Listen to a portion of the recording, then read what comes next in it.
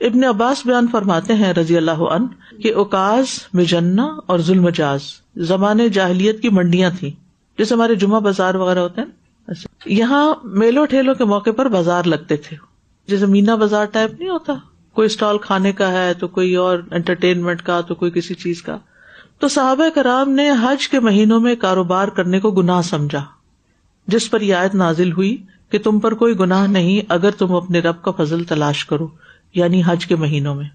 تو مواسم کا لفظ موسم سے ہے، موسم ویدر کو کہتے ہیں ویسے، لیکن یہاں مہینوں کے مفہوم میں ہے.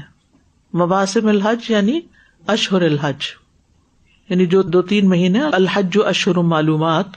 تو زمانے جاہلیت میں اس میں بہت زیادہ اس طرح کے بازار لگتے تھے. وہ کیوں لگتے تھے؟ ہر طرف سے جو لوگ آئے تو کاروبار چمکتا تھا. ابھی آپ دیکھیں کہ حج کے موقع پر کس قدر خریداری ہوتی ہے، ہر ایک کو کچھ نہ کچھ خرید کے واپس لے کے جانا ہوتا ہے.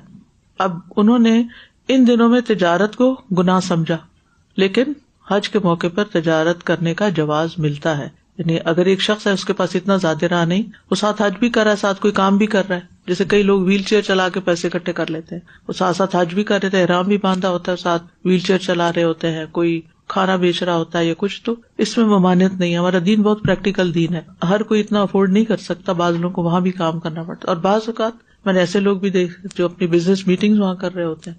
کیونکہ اب دیکھیں نا، دنیا ایک گلوبل ولیج بن گئی ہے. حج کے موقع پر لوگ وہاں سے اکٹھے ہو جاتے ہیں. جیسے مثال کے طور پر کچھ ملک ایسے ہوتے ہیں کہ جہاں آپ کو جانے کے لیے ویزے کی پابندی ہوتی ہے، آپ نہیں جا سکتے، تو وہ لوگ بھی حج پہ آ رہے ہیں، آپ بھی آ رہے ہیں، کوئی بزنس ڈیل کرنی ہے وہاں بیٹھ کے کر سکتے ہیں، تو کوئی حرج نہیں ہے اس میں، اس کی بھی اجازت ہے.